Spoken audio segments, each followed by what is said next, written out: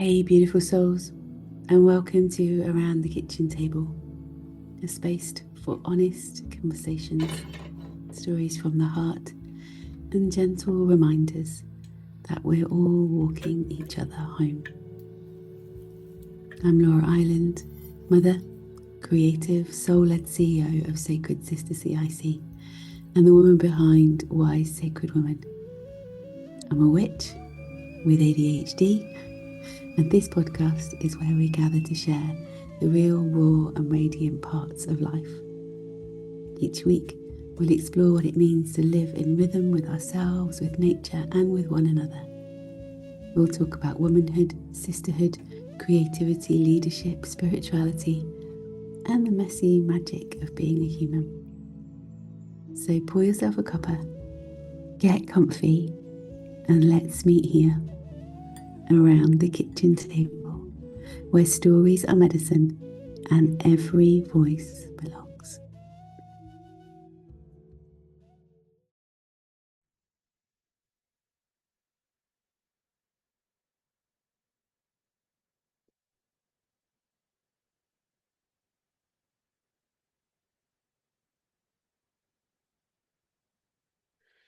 Hey sister, welcome to Around the Kitchen Table. Actually, from my living room, not the kitchen table at all, with my breakfast though, excuse me.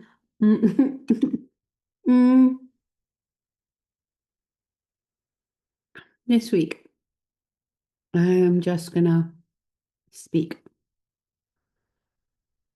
I often just speak, but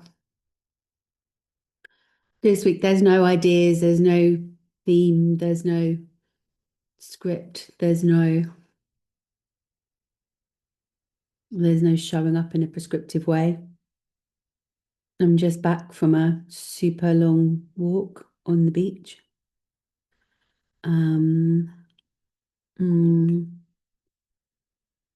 Hence eating my breakfast with you, which I probably won't do actually. That was a bit rude, isn't it? Maybe just one more mouthful.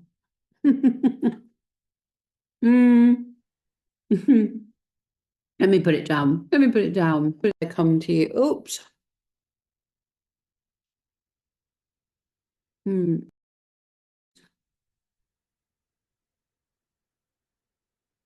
some issues with my microphone. There's all sorts of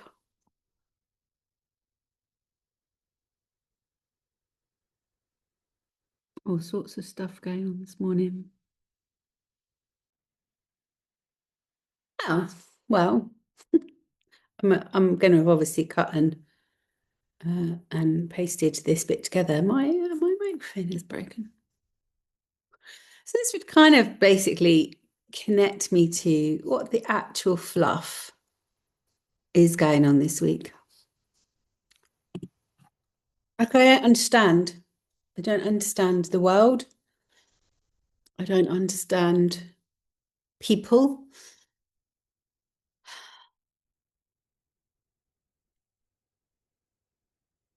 And I guess part of this comes from leaving my house. I realize I'm in quite a bubble here. But the wind has blown us to this new place that we live in. And we moved, I'm sure you know this if you've been around for a while, but we moved in September and we now live in a town. We live in a beautiful leafy part of the town. We're close to the beach and close to the woods. I'm still trying to figure out why we're here. And then I realised that it doesn't really matter where the wind blows us. There's always something. There's always a reason.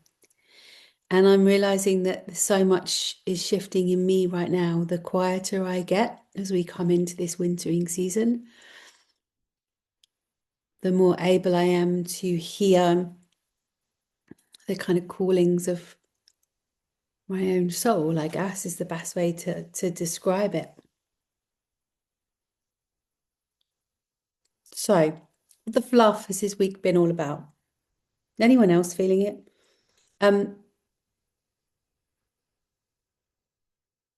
We have a new moon coming. this weekend, and it's solstice, which means these are the darkest days of the year. And solstice will come and the light will begin to return, and it will kind of not suddenly switch on and be, you know, wah, spring has arrived. It hasn't. This is midwinter. This is the time where we get to lean in even further. And yet it's the time that we get pulled out, right? Out into the world, out into socialization, out into kind of, civilization. I don't even want to call it civilization anymore. Anyway, let me tell you about my week. Beginning of this week started with some really sad and tragic news in this town. The loss of a little girl's life who's 9 years old, who was stabbed. There's lots of speculation, and I'm sure that more will come out about it, but whatever the speculation, whatever comes, what's important here is that there is a collective grief, a chance for this town, this village, to come back together as the old ways would have held us. A mother has lost a child. That mother needs support. Not just the support of those that are closest to her, but actually the collective field. So let's talk about the field. What do I mean by the field? There's you in your energy. There's your inner field, your inner workings, your physical body, your emotions, your way of being, your soul. Then there's me, my physical way of being, my emotions, my energy, my soul.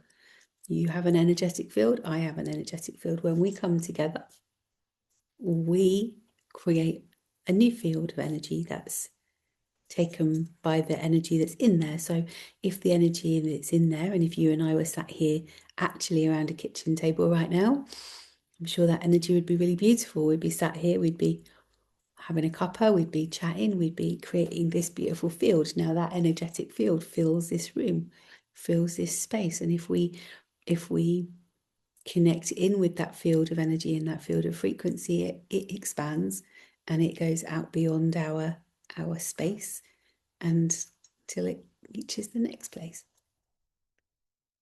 If I walk into a room and I'm really angry and aggressive and grumpy and ragey, then that's what I'm bringing to the field. When more of us come together, there's a collective energy, a collective field. What's moving in that collective field? If we spend our lives watching traumatic things, listening to the things that happen in the world, watching the news, if that's present in our homes, we're living in that field of energy. You ever wake up in the morning and you already don't feel quite yourself and you're not sure why? Often there'll be something big happening and we're all in that collective field. But we're not very good at dealing with big emotions as human beings. We spend our time, especially us here in the UK, we're like part of stiff upper lip Britain, have to not show any emotion. We're stalwart and good. And, I grew up, I love my mum and dad dearly, but I grew up being like, come on, pull yourself together, you're stronger than this. My kids grew up with, come on, let's cry. It's really good to cry. Let's do it. Let's get it out. So what does that mean for the collective field right now? We're in a collective field of grief in and around, and shock. And I'm sure more is going to come to light that will also bring around shame and deep fear and pain. And so, how do we respond to that?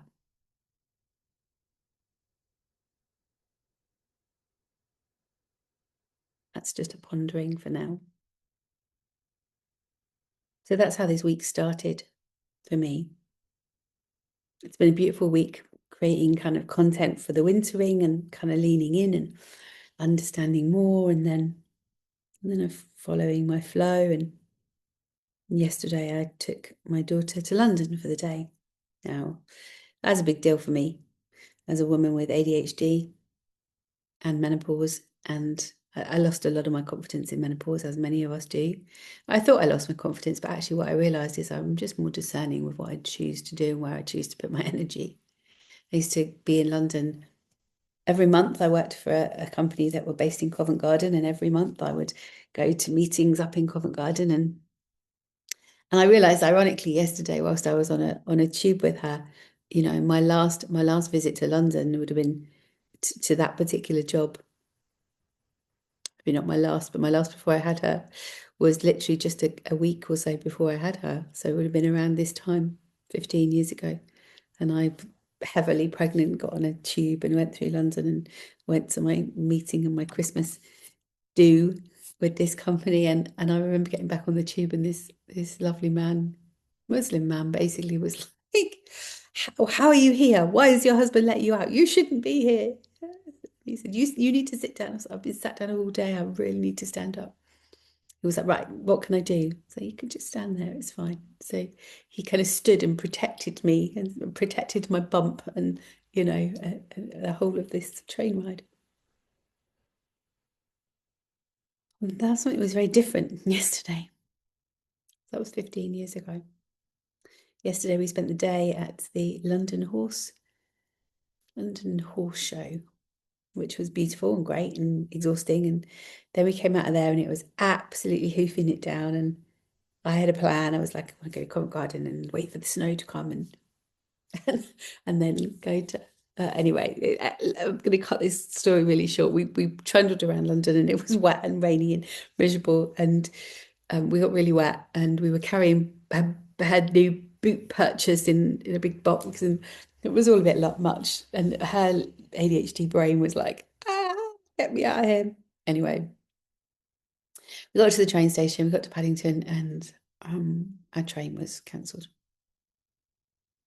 So there was a whole panic and a hoo-ha, and everyone needs to get on this train, and it's here now. So we all run to get on the train, and get on the train, and it's full heaving, and there wasn't really any movement, and there were two seats that said they were reserved. So I just kind of sat Gracie in one of them. I was just like, just sit there for a minute. She would have really struggled to look for anywhere else to sit. I was like, you stay there. I'm going to wander up the train to see if there's anywhere else to sit. And the train was clearly very full. So I'm walking up the train. And as I walk up through, I've got my backpack on and I'm carrying another bag, and you get to the bit where the carriages meet, and it's very skinny, and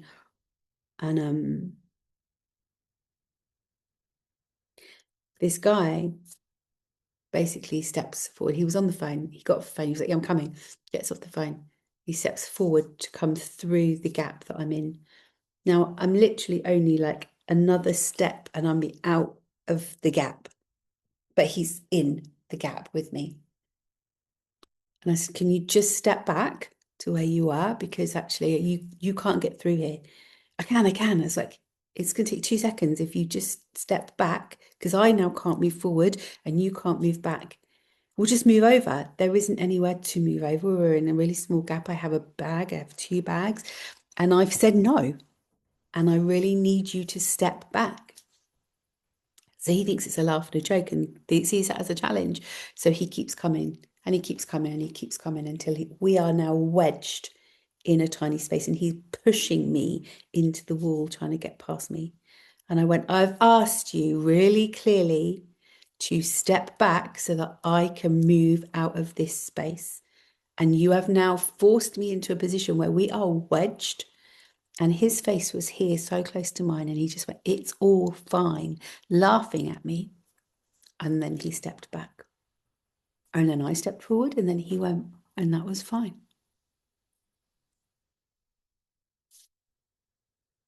There were 2 women in front of me, facing me. And one said, are you okay? And I said, yeah, I'm fine. And I was a much older lady, and she said, oh, this one's got it. She's fine. She can look after herself. And I can, and I could. And he just picked the wrong day to pick on this particular woman. But there were also a bunch of white guys going to say white guys because they were white guys, middle class guys around who did nothing. One was a young lad behind me. He went, "Are you okay?" And I was like, "Yeah, I'm fine." Just wasn't up for being squeezed into a tiny hole, and I wasn't up for being ignored. Now, that in itself was a bit of a situation, and I was okay. And I said, "Actually, I need to now go back this way because I need to check my daughter's okay." And then another white guy stopped me and was like, "You won't get past because there's nowhere to go." And I was like, "Look, I'm really like, I will if you can just give me a minute to get past you because I need to get back to my daughter because she's down there." So he did get out of the way. And I walk back. So here's the field of all of these people that are all stressed because they're going to miss the train. It's not going to happen. It's Christmas, da da da da. But more than that, as human beings, we just have these fears. You can see it, you can feel it in the air, in the energy. So I sat down next to my daughter and I was a bit worried that someone might come and want their seats. And I was like, "Gee, well, we'll move then if we need to." But I needed to sit down. I was quite shaky because at that point, all of the adrenaline is running through my system. But it wasn't just the adrenaline of that moment. I realised that actually, somatically, it really brought up all of those old fears. I lived through 2 domestically violent relationships.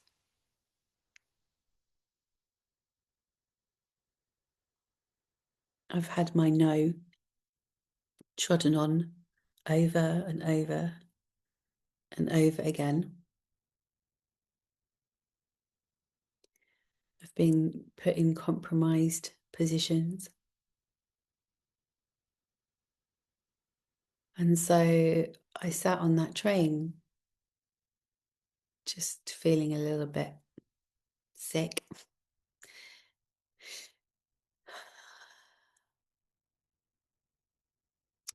And we got home. My husband came and picked us up from Bristol because there was no way we were going to get to Weston-super-Mare. And I couldn't even, I shared with him in a voice message what had happened. And I couldn't even connect with him in that moment. I just needed to get home. My whole body was kind of shaking. I was upset, but still trying to hold that together because I didn't want my daughter to be worried. And I got home and I just took myself to the bathroom and I cried. And I silently let out the biggest scream I could because my nervous system was on overdrive. And then I breathed and then I regulated and then I had a shower and washed my hair. I was like, I just need to get all of that off and shift that energy. And then I slept. And I realized when I woke up this morning that something big had shifted. Something big had shifted in my body, that knowing that actually I have myself and that I am safe because I can navigate my way through pretty much anything when I stand in my own power. But it also made my resolve to move Sacred Sister from what it has been towards the movement that it's becoming. We can say that men have to change. We can say that that violence in men is not good. We can say that the hassle we receive is not okay. And all of that is absolutely fundamentally true. We can also, the same truth is that all of those mans were born from a woman. And this is going to probably sound quite controversial, but hear me out. Because we live in a society where there's no support. We live in a society where many women are bringing up boys by themselves. We live in a society where we send children to school and they are in these soups of the energetic field of whatever's going on. In school, girls are pitted against each other. There's competition. We pick on each other for our differences, but we don't celebrate the one thing that we all have in common, which is we are women and we need to stand together. and we need to move forward together. As much as those women were there once at that moment, and I'm talking like moments. It wasn't like a big long-winded thing. It was moments, but nobody stepped in. Nobody said, "Hey, dude, this isn't okay," because everybody's living in their own fear bubble, and that has to change. We have to be prepared as women to step in and to connect and to not just witness from the sidelines, but to really, really say, this has to change. And it only really changes when we step up and we say no more. When we step up and we lean into the fact that sisterhood is the medicine. We can't heal our wounds by ourselves. Relational wounds need relationship to heal. So I'm wondering what we can do. I'm sitting with the quiet winter. I'm just one woman, but I know I have enough oomph behind me to make a difference. And so I'm inviting you to step up too. Step up in your own community. Create your own women's spaces. It's not exclusive to say, actually, we need a space where we can come together, where we can create a field of energy that feels good for us to be in, because we don't have that, because most of us are too scared, because we've been bitten and by women, we've been shamed and judged, and we've grown up in those fields where it's not nice. How do we change that? By saying, this isn't happening anymore. Going back to what happened earlier this week. You know, a mother is grieving. What can we do? How can we support?